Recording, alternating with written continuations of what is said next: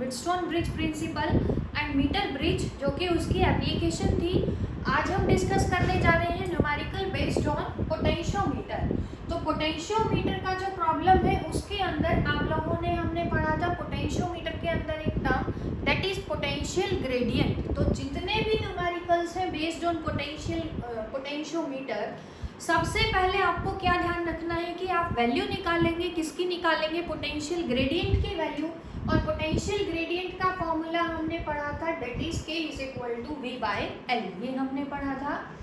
First question देखेंगे potentiometer का, क्या गिवन है हमें। In a potentiometer a standard cell of EMF 5 volt and of negligible resistance maintains a steady current through the potentiometer wire of length 5 metre. हमें given क्या है question के अंदर कि हमारे पास एक स्टैंडर्ड सेल है जिसका EMF हमें गिवन है दैट इज 5 वोल्ट और इंटरनल रेजिस्टेंस जो है उसका क्या है, नेग्लिजिबल है। वो क्या कर रहा है, किसी भी पोटेंशियोमीटर वायर के अंदर जिसकी लेंथ हमें गिवन है, वायर की लेंथ AB हमें गिवन है कितना 5 मीटर, उसके अंदर एक स्टडी करंट, एक कांस्टेंट करंट को मेंटेन कर रहा है। उसके बाद क्या गिवन है हमें, two primary cells of EMF E1 and E2 are joined in series. हमने दो सेल्स को क्या किया है, ज्वाइन। फर्स्ट सेल का EMF कितना गिवन है, E1, सेकंड का हमें क्या गिवन है, E2। दोनों को हमने सीरीज में कनेक्ट किया है, दोनों सेल्स को। फर्स्ट पार्ट हमें क्या गिवन है कि जो सीरीज कॉम्बिनेशन है सेल्स का कैसे है कि सेम पोलैरिटी के साथ हमने कनेक्ट किया।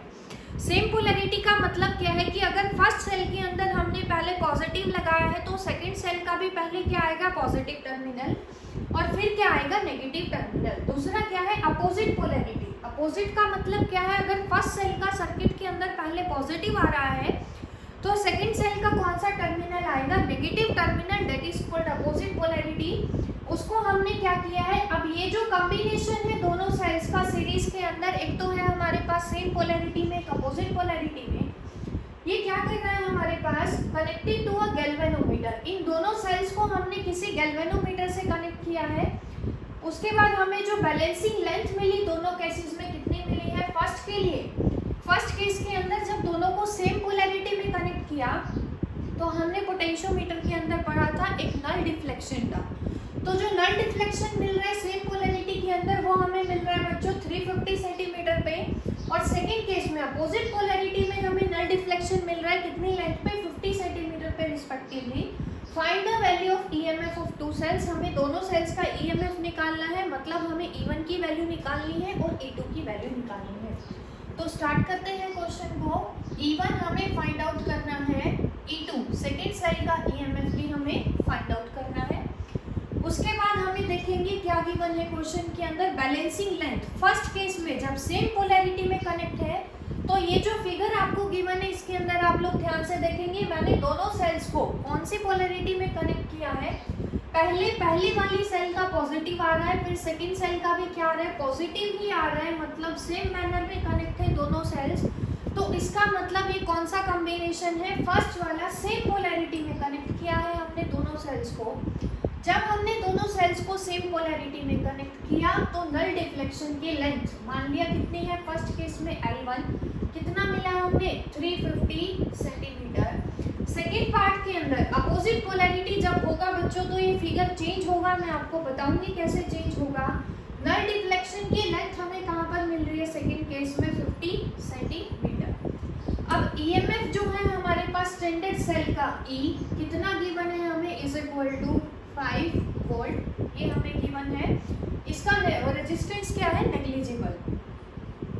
अब हमें निकालना है E1 और E2 की वैल्यू। पोटेंशियोमीटर के अंदर हमने पढ़ा था, जब हमने एप्लीकेशन पढ़ी थी, to compare the EMF of two cells, या फिर हमने प्रिंसिपल ऑफ पोटेंशियोमीटर पढ़ा था, तो उसके अंदर हमने क्या पढ़ा था कि जो पोटेंशियल का ड्रॉप होगा वायर की किसी भी लेंथ के अक्रॉस वो डायरेक्टली प्रोपोर्शनल होगा उस लेंथ के, और V इज इक्वल टू किसके बराबर था, KL।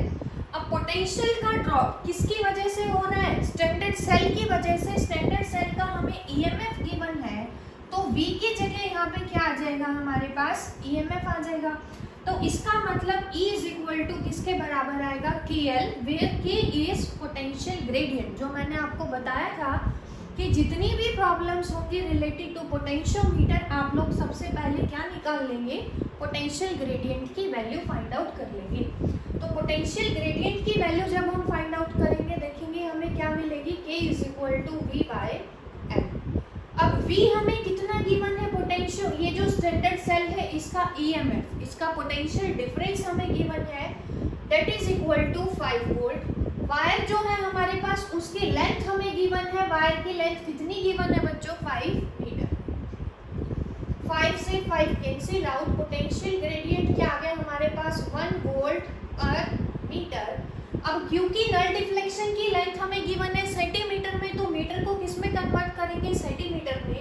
1 मीटर में कितने सेंटीमीटर, 100, तो क्या आ जाएगा 1/100 वोल्ट पर सेंटीमीटर।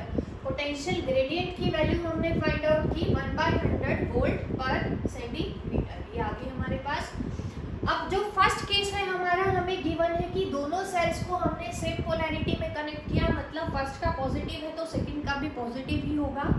सेम पोलैरिटी के अंदर हमने पढ़ा था सेल्स के अंदर अगर दोनों सेल्स, एक का नेगेटिव दूसरे के पॉजिटिव से कनेक्ट है, तो टोटल ईएमएफ जो होगा इस कॉम्बिनेशन का, सीरीज कॉम्बिनेशन का, दैट इज E1 + E2। ये मैंने आप लोगों को बताया था जब हमने सीरीज में कनेक्ट किया था सेल्स को, इज इक्वल टू किसके बराबर आएगा, KL1। फर्स्ट केस में जब हमने दोनों को सेम पोलैरिटी में कनेक्ट किया तो नल डिफ्लेक्शन की लेंथ को हमने क्या माना है, L1। और क्योंकि E = KL होता है तो E टोटल कितना है, अब दो सेल्स है तो E1 + E2 सेम पोलैरिटी में है, इसलिए बीच में किसका साइन आया, प्लस का sign, is equal to KL1। अब यहाँ से इक्वेशन देखेंगे क्या बनेगी, E1 + E2 is equal to K कितना है हमारा 1/100, L1 कितना है हमारा 350। इसको सॉल्व जब आप करेंगे क्या मिलेगा, E1 + E2 is equal to 3.50। ये हमें मिल गया फर्स्ट इक्वेशन, E1 और E2 में हमें मिल गई। अब सेकेंड केस में क्या गिवन है, दोनों इन्हीं दोनों साइड्स को हमने कनेक्ट किया है अपोजिट पोलैरिटी में। तो जैसे ही आप लोग अपोजिट पोलैरिटी में कनेक्ट करेंगे तो देखेंगे डायग्राम कैसे चेंज होगा। सेकेंड सेल का पहले कौन सा आएगा, नेगेटिव, फिर क्या आएगा, पॉजिटिव। जब हमने ग्रुपिंग पढ़ी थी सेल्स की तो वहाँ पे मैंने बताया था कि अगर एक का नेगेटिव दूसरे के नेगेटिव से ही कनेक्ट हो तो सेकेंड सेल के ईएमएफ को कैसा लेंगे, नेगेटिव लेंगे। तो अब देखेंगे टोटल ईएमएफ क्या हो जाएगा हमारे पास, E = क्योंकि KL है, टोटल ईएमएफ अब कितना होगा, E1 - E2 हो जाएगा, क्योंकि दोनों सेल्स किस में कनेक्ट है, अपोजिट पोलैरिटी में, is equal to KL2। Second case की लेंथ हमने क्या ली है, L2। पोटेंशियल ग्रेडियंट तो क्या है कि पोटेंशियल का ड्रॉप पूरी लेंथ पे हो तो क्या रहेगा, कांस्टेंट रहेगा, तो क्या आएगा, K ही आएगा। यहाँ पे पुट करेंगे E1 - E2 is equal to K कितना है 1/100, L2 सेकेंड लेंथ कितनी है हमारे पास 50, 0 से 0 कैंसिल आउट 0.50, ये आ गई बच्चों इक्वेशन नंबर 2। अब हमें दो इक्वेशन मिल गई है, क्या आ जाएगा देखेंगे यहाँ से, जब दोनों को अगर हम ऐड करते हैं, फर्स्ट और सेकेंड को जब हम ऐड करेंगे तो E2 से E2 क्या हो जाएगा, कैंसिल आउट हो जाएगा। E1 + E1 हमें कितना मिलेगा, 2E1 is equal to 3.50 plus 0.50 कितना आ जाएगा बच्चों, इज इक्वल टू 4। तो E1 की वैल्यू यहाँ से कितनी आ गई, 2 वोल्ट। फर्स्ट सेल का EMF हमने कैलकुलेट कर लिया, इज इक्वल टू 2 वोल्ट। अब सेकंड का अगर निकालना है तो E1 की वैल्यू को यहाँ पर पुट कर देंगे, तो E1 is equal to 3.50 minus E2, sorry E2 हमें निकालना है, माइनस E1 आएगा, E1 उधर चला जाएगा। E1 की वैल्यू हमने निकाली है 2 वोल्ट, इसको जब आप लोग सॉल्व करेंगे कितना आएगा 1.5 वोल्ट। तो फर्स्ट सेल का EMF आया हमारे पास 2 वोल्ट, सेकंड का कितना आया 1.5 वोल्ट। तो इस तरह के क्वेश्चन में आप लोगों को सिर्फ क्या ध्यान रखना है कि सेम पोलैरिटी में होंगे तो दोनों साइड्स के EMF को पॉजिटिव लेंगे, अगर अपोजिट में कनेक्ट है तो सेकंड के EMF को क्या लेंगे, नेगेटिव लेंगे, जिसकी वजह से टोटल EMF क्या आएगा, E1 माइनस E2 आएगा। दूसरा क्या ध्यान रखेंगे कि इस टाइप के क्वेश्चन में रिलेटेड टू पोटेंशियोमीटर सबसे पहले आप लोग क्या निकाल लेंगे, value of potential gradient, that is fall of potential per unit length of the potentiometer wire. Question number second में देखेंगे क्या गिवन है हमें, a resistance of R ohm draws current from a potentiometer. जो रेजिस्टेंस है हमारा are note का, वो करंट ड्रॉ कर रहा है किसी पोटेंशियोमीटर से। उसके साथ ही हमें क्या गिवन है कि जो पोटेंशियोमीटर है हमारा, उसकी वायर का टोटल रेजिस्टेंस बच्चों गिवन है हमें कितना, टोटल रेजिस्टेंस आर नोट। तो पोटेंशियोमीटर वायर कौन है हमारे पास, एसी, और उसका रेजिस्टेंस कितना है, आर नोट। उसके बाद हमें क्या गिवन है कि जो वोल्टेज वी हम सप्लाई कर रहे हैं पोटेंशियोमीटर को, जब पोटेंशियोमीटर को वी वोल्टेज दिया तो वायर का रेजिस्टेंस कितना है, आर नोट। उसके बाद हमसे पूछा क्या है, एक्सप्रेशन निकालो वोल्टेज के लिए, कब, जब स्लाइड कांटेक्ट में होगा मिडल ऑफ पोटेंशियोमीटर के। तो जब हमारा जॉकी का स्लाइड कांटेक्ट बिल्कुल बीच में चला गया है, तब कितनी वोल्टेज लेगा सर्किट से, वो हमें फाइंड आउट करना है। तो उसके लिए पहले हमें इक्विवेलेंट रेजिस्टेंस पता होना चाहिए इस सर्किट का। तो देखेंगे सभी, अब क्योंकि हमारा स्लाइड किधर है, मिडल ऑफ पोटेंशियोमीटर वायर के अंदर, और टोटल रेजिस्टेंस कितना है वायर का, आर नोट। अगर ये मिडल में है तो ये हाफ पोर्शन का रेजिस्टेंस कितना हो जाएगा हमारे पास, आर नोट बाई 2, और सेकेंड हाफ का भी कितना हो जाएगा बच्चों, आर नोट बाई 2। अब आप लोग देखेंगे आर नोट बाई 2 जो रेजिस्टेंस है वो पैरेलल में कनेक्ट है किसके साथ, आर के साथ। अब क्योंकि पैरेलल में कनेक्ट है तो इन दोनों का इक्विवेलेंट रेजिस्टेंस हम मान लेते हैं R1। पैरेलल में हमने फॉर्मूला पढ़ा हुआ है, दो रेजिस्टेंस अगर हमारे पास कनेक्ट है तो क्या फॉर्मूला था, first into second divided by resistance of first plus resistance of second. ये हमने पढ़ा हुआ है, R equivalent is equal to R1 R2 divided by R1 plus R2। अब इन दोनों का इक्विवेलेंट रेजिस्टेंस हमने क्या माना है, R1। किसके बीच में होगा ये equivalent, between point A and point B। किसके बराबर आएगा, R0 by 2 into second resistance R divided by first resistance plus second resistance.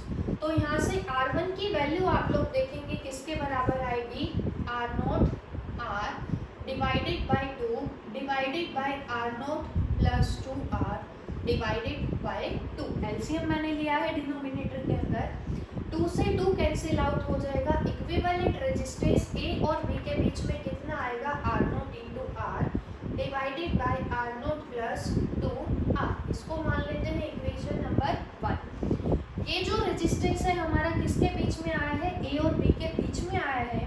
हमें निकालना है इक्विवेलेंट रेजिस्टेंस पूरे ही सर्किट का, पूरी पोटेंशियोमीटर वायर का। उसको हम मान लेते हैं इक्विवेलेंट रेजिस्टेंस को R। अब आप लोग देखेंगे इन दोनों का इक्विवेलेंट R0 बाई 2 के साथ किस में कनेक्ट है, सीरीज में कनेक्ट है। तो क्या आएगा हमारे पास, R1, इन दोनों का इक्विवेलेंट कितना था, R1, सीरीज में कनेक्ट है तो प्लस किसके साथ है कनेक्ट में, R0 बाई 2 के साथ। तो यह आ गया हमारे पास R is equal to R1 plus R0 by 2। इसको मान लेते हैं इक्वेशन नंबर 2। ये आ गया हमारे पास। अब अगर टोटल करंट की बात करें सर्किट में, जब पोटेंशियोमीटर पोटेंशियल V ड्रॉ कर रहा है सर्किट से, तो टोटल करंट सर्किट के अंदर कितना होगा, V by R equivalent. R equivalent circuit का हमने क्या माना है, R। तो V कितना है हमारा potential, V divided by R की वैल्यू कितनी है बच्चों, R1 प्लस R0 बाय 2। यह आ गया हमारे पास टोटल करंट सर्किट के अंदर कितना फ्लो कर रहा है। हमें निकालना क्या है कि कितनी वोल्टेज फैक्ट करेंगे सर्किट में, पोटेंशियोमीटर ये जो रेजिस्टेंस R है कितना पोटेंशियल लेगा।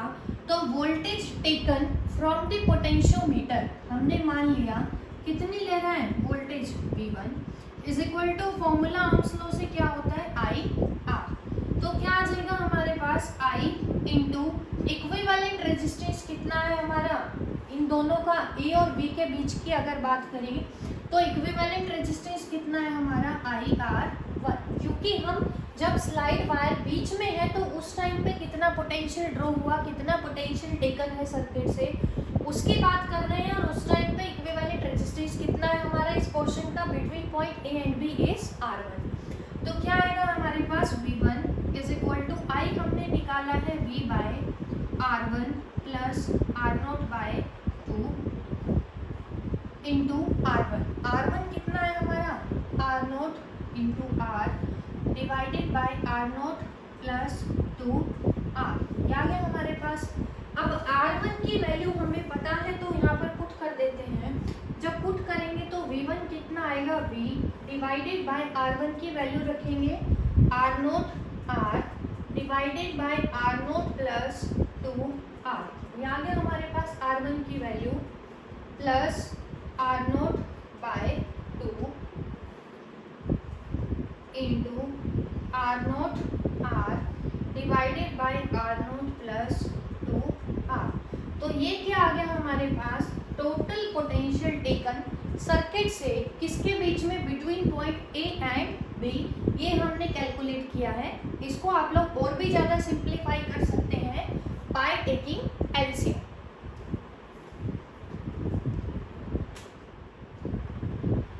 क्वेश्चन नंबर 3 में देखेंगे क्या गिवन है हमें, a long potentiometer wire AB। जो पोटेंशियोमीटर वायर है वो क्या गिवन है हमें AB having a constant potential gradient. जो वायर है हमारे पास उसका पोटेंशियल ग्रेडियंट क्या है बच्चों, कांस्टेंट है। हम सपोज कर लेते हैं कि कांस्टेंट पोटेंशियल ग्रेडियंट कितना है वायर का K। उसके बाद हमें गिवन है कि नल डिफ्लेक्शन की जो लेंथ है, नल पॉइंट्स जो हमें मिल रहे हैं for the two cells of EMF E1 and E2 in the manner shown, जैसे हमें दिखा रखा है। अब आप लोगों को मैंने फर्स्ट क्वेश्चन के अंदर ही बताया था कि अगर एक सेल के, दोनों ही सेल के सेम टर्मिनल अगर कनेक्ट है तो सेकंड के EMF को हम क्या लेते हैं, नेगेटिव। अब आप लोग देखेंगे यहाँ पर ये जो फर्स्ट कॉम्बिनेशन है नेगेटिव से कनेक्ट है तो सेकंड के EMF को कैसा लेंगे हम, नेगेटिव। अब टोटल EMF इसका कितना हो जाएगा देखेंगे सभी, E1 माइनस E2। सिमिलरली जो सेकंड कॉम्बिनेशन गिवन है नेगेटिव पॉजिटिव से कनेक्ट है तो ऐसे के अंदर मैंने आप लोगों को बताया था कि दोनों के EMF को ही कैसा लेंगे, पॉजिटिव लेंगे। तो टोटल EMF यहाँ पर कितना आएगा, E1 प्लस E2 आएगा। उसके बाद हमें क्या गिवन है कि जो नल डिफ्लेक्शन की लेंथ है, जो नल पॉइंट्स है हमें कहाँ पर मिल रहे हैं, at a distance of 120 centimeter and 300 centimeter from point A. जो एट ए है पोटेंशियोमीटर वायर का, उसके अंदर नल डिफ्लेक्शन की लेंथ हमें मिल रही है फर्स्ट केस में 120 एंड सेकेंड केस के लिए मिल रही है 300 सेंटीमीटर के ऊपर मिल रही है।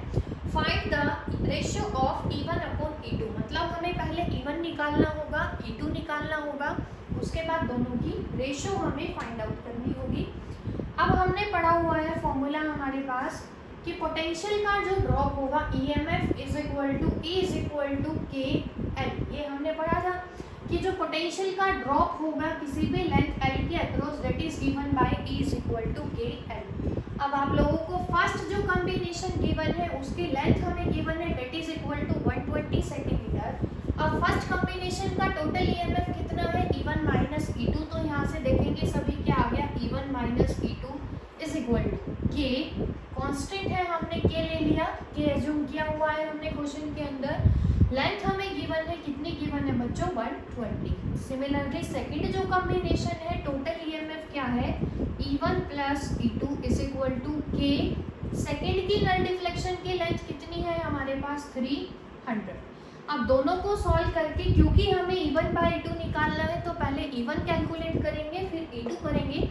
दोनों के रेशो जब हम निकालेंगे तो देखेंगे यहाँ से अगर हम दोनों को ऐड करते हैं, जब हम दोनों इक्वेशन को ऐड करेंगे क्या मिलेगा हमें यहाँ से, 2E1 is equal to 0 2 4 K। दोनों को ऐड करने पे हमें क्या मिल गया, 420 K। तो E1 हमें कितना मिलेगा यहाँ से, 200 K। E1 की वैल्यू हमें मिल गई है 210 K। E2 अगर हमें निकालना है तो कितना आएगा, E2 E1 minus 120 K is equal to E2 उधर चला जाएगा पॉजिटिव बन जाएगा। E1 कितना है, 200 K minus 120 K is equal to E2।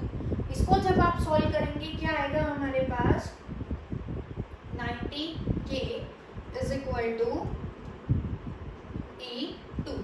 E2 की वैल्यू हमें मिल गई 90 K। अब हमें निकालना क्या है फर्स्ट पार्ट के अंदर, क्योंकि हमें फाइंड आउट करनी है E1 बाई E2 की वैल्यू। तो E1 बाई E2 देखेंगे सब क्या आएगा यहाँ से 210K divided by 90K। K से K कैंसिल आउट, 0 से 0 कैंसिल आउट, 3 के टेबल पे जब आप लोग सॉल्व करेंगे क्या आएगा 7:3। हमें दोनों सेल्स के ईएमएफ की रेशियो क्या मिल गई है 7:3। सेकेंड पार्ट में हमें निकालना है position of null point for the cell E1। जो पहला अरेंजमेंट है हमारे पास उसके लिए हमें नल डिफ्लेक्शन की लेंथ हमें निकालनी है। अब पहली सेल कौन है जिसका ईएमएफ कितना है E1, हमने फॉर्मूला पढ़ा हुआ है E is equal to KL। तो E1 किसके बराबर आएगा K इंटू L1, ये आएगा हमारे पास नल डिफ्लेक्शन की लेंथ। फर्स्ट सेल के लिए सिर्फ क्या मान ली हमने L1 मान लिया। E1 की वैल्यू हमने कैलकुलेट कर रखी है बच्चों, कितनी कर रखी है 210K is equal to KL1। K क्या है यहाँ पर पोटेंशियल ग्रेडियंट, दोनों तरफ कांस्टेंट कैंसिल आउट हो जाएगा। L1 की वैल्यू क्या आ जाएगी 210 सेंटीमीटर। तो ये क्या आ गई हमारे पास पोजीशन ऑफ नल पॉइंट किसके लिए फर्स्ट सेल के लिए। L1 हमने माना था और L1 की वैल्यू कितनी आ गई 210 centimetre.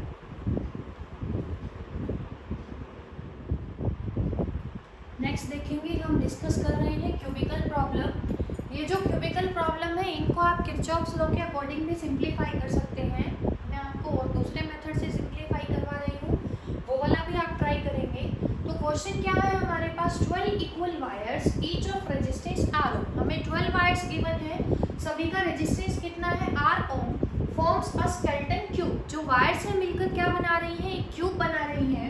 Find the resistance between the corners of the same edge of the cube. हमें रेजिस्टेंस निकालना है क्यूब के सेम एज के बीच में।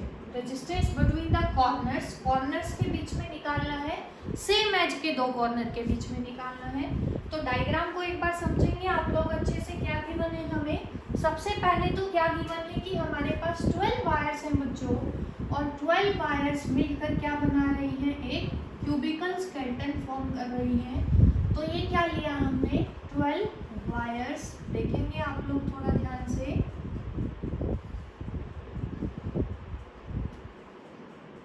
उसके बाद देखेंगे क्वेश्चन के अंदर क्या गिवन है हमें। ये टोटल हो गई हमारे पास 12 वायर्स, आप लोग काउंट कर सकते हैं। जो 12 वायर्स है उन सभी का रेजिस्टेंस कितना है R ओम है।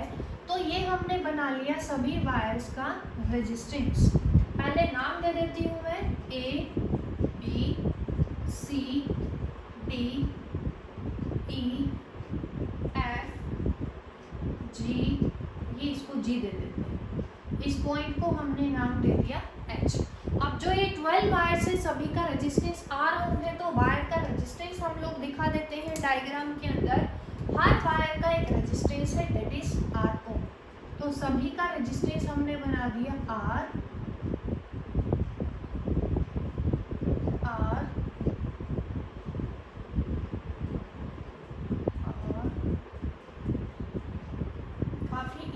क्वेश्चन आप लोग ध्यान से देखेंगे बस।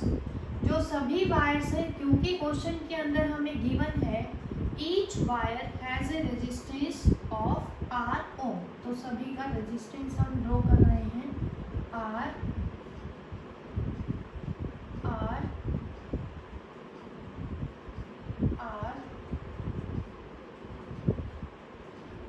R अब आप देखेंगे कितने रेजिस्टेंस है हमारे पास क्यूब के अंदर 1 2 3 4 5 6 और 6 अंदर है। टोटल रेजिस्टेंस कितना है हमारे पास 12 रेजिस्टेंस है। 12 वायर्स का रेजिस्टेंस है, हर का रेजिस्टेंस R है। अब हमें निकालना क्या है, रेजिस्टेंस निकालना है, क्यूब का इक्विवेलेंट रेजिस्टेंस फाइंड आउट करना है सेम एज के दो अपोजिट कॉर्नर के बीच में। तो हम मान लेते हैं कि हम निकाल रहे हैं equivalent resistance between point A and B। Same edge के दो कॉर्नर हमने ले लिए A और B, इन दोनों के बीच में हम क्या निकाल रहे हैं इक्विवेलेंट रेजिस्टेंस। तो अब देखेंगे मैं सर्किट को थोड़ा मॉडिफाई कर रही हूँ, क्या आएगा नेक्स्ट स्टेप में हमारे पास। अब देखेंगे A से रेजिस्टेंस ऐसे ड्रॉ करेंगे, पॉइंट A है हमारे पास, A से रेजिस्टेंस कनेक्ट है हमारा किसी पॉइंट X से। कितना रेजिस्टेंस है आर, एच हमारा कनेक्ट है किससे, ई से, रेजिस्टेंस आर से। उसके बाद ए हमारा कनेक्ट है किससे कनेक्ट है बच्चों, एफ से, थ्रू अ रेजिस्टेंस आर, और एफ कनेक्ट है हमारा रेजिस्टेंस पॉइंट ई से।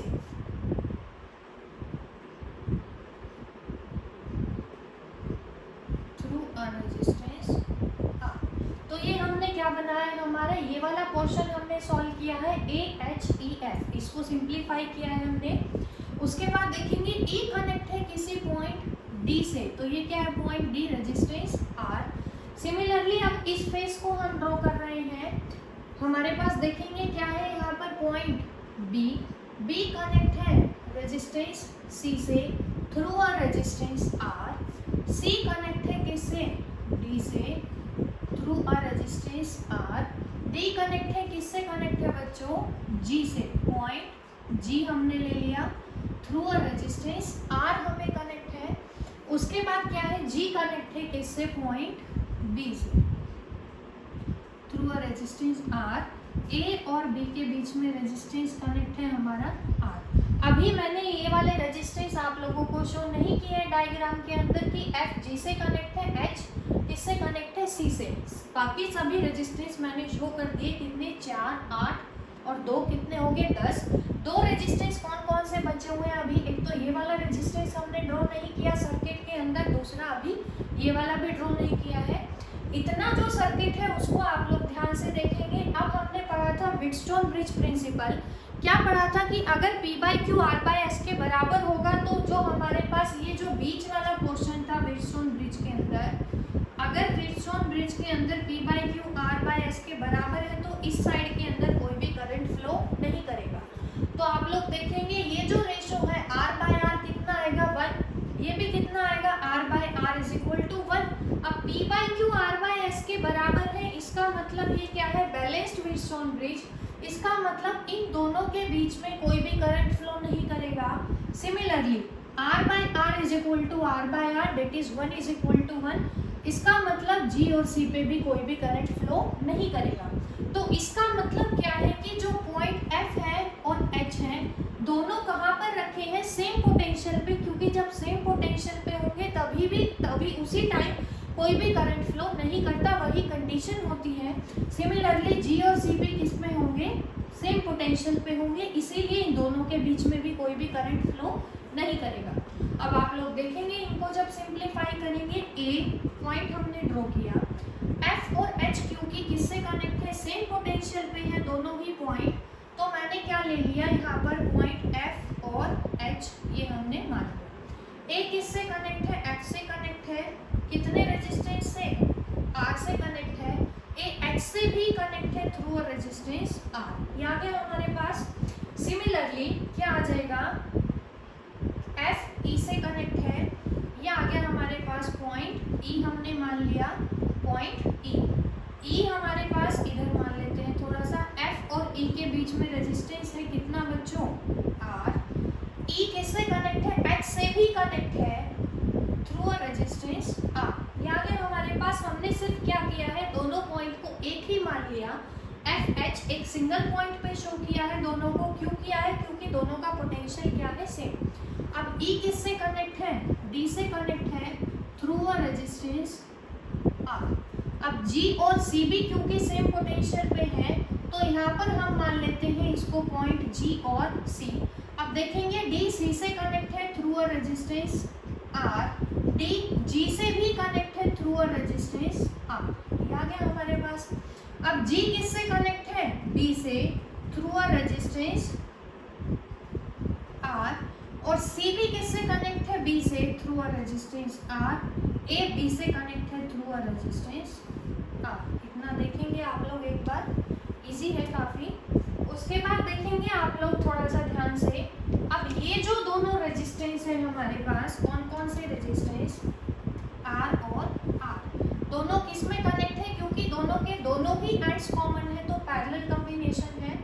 पैरेलल में जब दोनों रेजिस्टेंस कनेक्ट होंगे हमारे पास कितना आएगा, R R1 into R2 divided by R1 plus R2।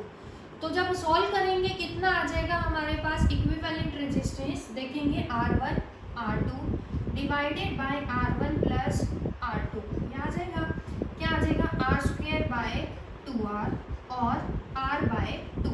तो इक्विवेलेंट रेजिस्टेंस जब इसका हम निकालेंगे कितना आ गया R0 बाय 2, ये कितना है R, इन दोनों का भी इक्विवेलेंट पैरेलल में कनेक्ट है, कितना आएगा R0 बाय 2। अब आप लोग ध्यान से देखेंगे जो सर्किट है हमारा कैसा बनेगा, देखेंगे ये जो है अभी हमने ये वाले दोनों रेजिस्टेंस हमने शो नहीं किए हैं। अब देखेंगे ये कितना है R0 बाय 2, ये कितना है R और ये कितना है R0 बाय 2। ये तीनों बच्चों किस में कनेक्ट है, सीरीज में।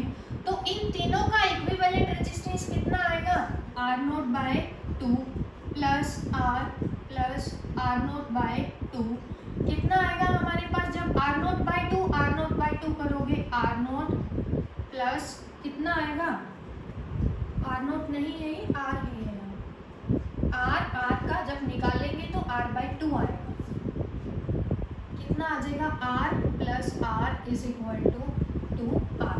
तो इन तीनों का इक्विवेलेंट रेजिस्टेंस कितना आ जाएगा 2R। अब आप लोग देखेंगे डायग्राम हमारा कैसा बनेगा, इससे जो नेक्स्ट स्टेप होगा,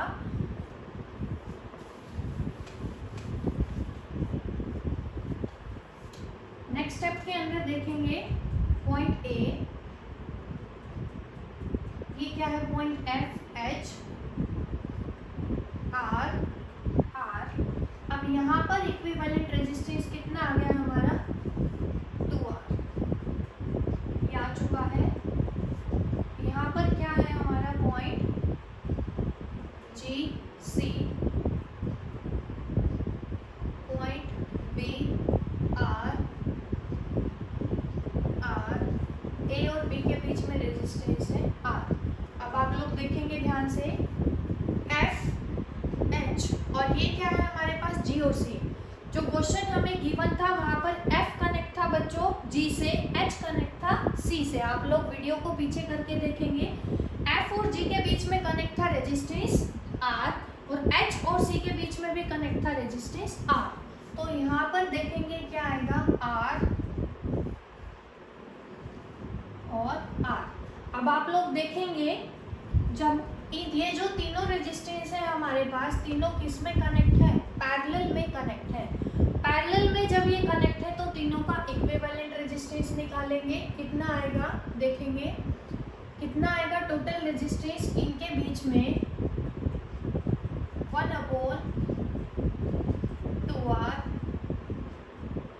plus 1/R plus 1/R, R equivalent इसको मान लेते हैं 1। कितना आएगा जब इसको सॉल्व करेंगे, एलसीएम आप लोगे 2R, क्या आएगा यहाँ पे 1 प्लस 2 प्लस 2, कितना आएगा 5/2R। 1/R1 आया, ये जब R1 निकालोगे यहाँ से कितना आएगा 2R/5। तो जब आप तीनों को सॉल्व करोगे कितना आएगा 2R/5, ये आ गया हमारे पास इक्विवेलेंट रेजिस्टेंस। अब नेक्स्ट स्टेप में क्या होगा, इन तीनों का इक्विवेलेंट हमने निकाल लिया, कितना निकाल लिया बच्चों 2R/5। अब सर्किट हमारा ये होगा दैट इज 2R/5। अब देखेंगे आप ये दोनों रेजिस्टेंस किस में कनेक्ट है, पैरेलल में। R और R पैरेलल में है तो इन दोनों का जो इक्विवेलेंट होगा कितना आएगा R/2। सिमिलरली इनका इक्विवेलेंट भी कितना आएगा R/2। अब आप लोग देखेंगे R/2, 2R/5, R/2 तीनों किस में कनेक्ट है, सीरीज में। क्योंकि हमें सेम एज के दो कॉर्नर के बीच में निकालना है, ए बी के बीच में हमें निकालना है, तो इसको लास्ट में करेंगे सॉल्व। ये तीनों सीरीज में कनेक्ट है, R/2 plus 2R/5 plus R/2। इसको जब आप सॉल्व करेंगे R/2 क्या बन जाएगा R प्लस 2R/5, कितना आएगा 7R/5। तो ऊपर वाला जो अरेंजमेंट है, अब जब हमने इसका इक्विवेलेंट निकाला तो कितना मिला हमें equivalent resistance, that is 7R/5। ये आ गया हमारे पास। हमें निकालना है ए और बी के बीच में। जब ए और बी के बीच की बात करेंगे, अब ये दोनों किस में कनेक्ट है, पैरेलल में। पैरेलल में क्या आएगा हमारे पास 1/R इक्विवेलेंट सर्किट का मान लेते हैं, total resistance of the circuit 1/R1 क्या आएगा हमारे पास, 1/R1 क्या है 7R/5 प्लस 1/R2 कितना है 1/R। एलसीएम जब लेंगे कितना आएगा 7R, जब सॉल्व करेंगे कितना आएगा 5 प्लस 7 दैट इज 12/7R। हमें निकालना है R इक्विवेलेंट। R इक्विवेलेंट निकालेंगे तो रेसिप्रोकल करेंगे कितना आएगा 7R/12। ये मिल गया हमें।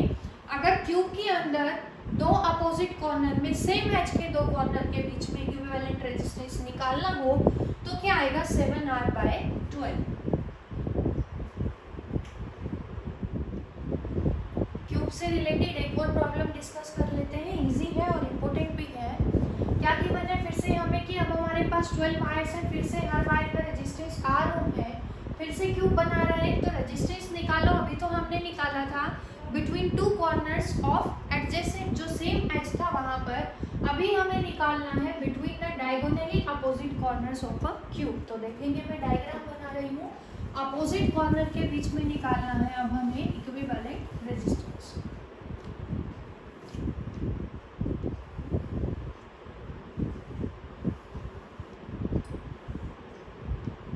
ये हमने क्यूब ले लिया, 12 wires each of resistance R ओम से मिलकर बना हुआ है। अब रेजिस्टेंस बना लेते हैं हर वायर का, क्योंकि क्वेश्चन के अंदर गिवन है हमें is equal to R Om.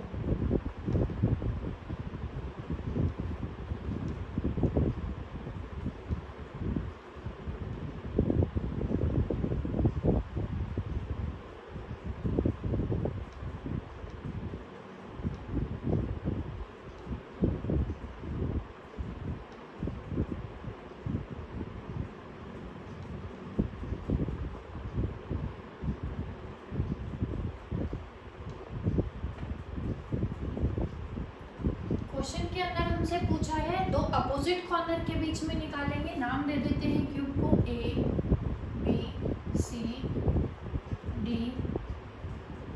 E, F, G, H। ये हमने नाम दे दिया। अब क्योंकि दो अपोजिट कॉर्नर के बीच में हमें निकालना है तो मान लिया कि हमने अपोजिट कॉर्नर कौन कौन से लिए हैं। दो अपोजिट कॉर्नर हमने ले लिए, एक तो हमने ले लिया कॉर्नर A, दूसरा हमने क्या ले लिया कॉर्नर E। B और E हमने दो अपोजिट कॉर्नर लिए हैं, इनके बीच में हमें निकालना है इक्विवेलेंट रेजिस्टेंस। तो देखेंगे B पॉइंट से कौन कौन से रेजिस्टेंस कनेक्ट है। एक तो जो रेजिस्टेंस पॉइंट B है हमारा कनेक्ट है C से, दूसरा कनेक्ट है H से और तीसरा कनेक्ट है किससे A से। ठीक है, अब देखेंगे हमारे पास B पॉइंट कनेक्ट है बच्चों किससे, C से, H से और A से। तो अब इसको मैं मॉडिफाई कर रही हूँ, ये ले लिया हमने पॉइंट B।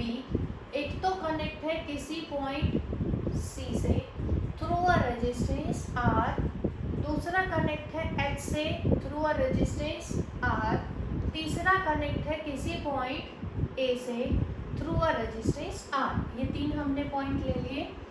अब कौन कौन से पॉइंट है ये C, H और A। अब देखेंगे लास्ट हमारा अपोजिट कॉर्नर कौन सा है, दूसरा E, उसको ड्रॉ कर लेते हैं।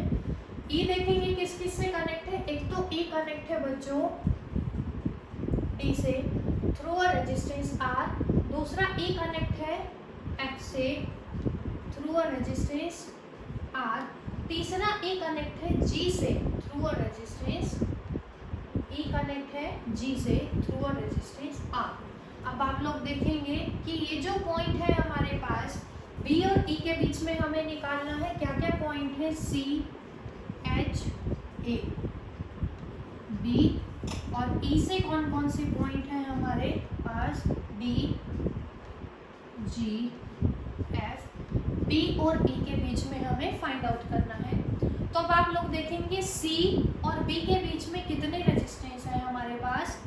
पॉइंट हमारा C और B, C और B के बीच में एक ही रेजिस्टेंस है, कितना है हमारा R।